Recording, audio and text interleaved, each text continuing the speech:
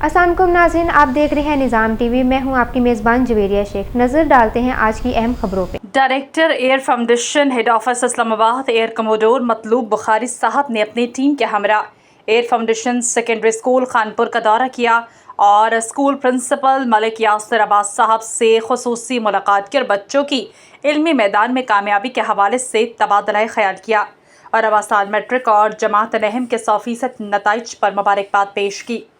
Classes کے visit کے دوران بچوں سے مختلف سوال و جواب کا خصوصی سیشن ہوا۔ آخر میں ہیڈ آفس کی اکیڈمک ٹیم نے سٹاف کے ساتھ خصوصی ٹریننگ ورکشاپ کی۔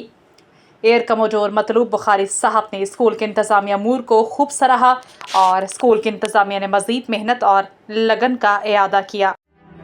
What does it take to dream, to aspire, to be better every day? It takes vision to pave the way for a better future. It takes discipline to create synergy.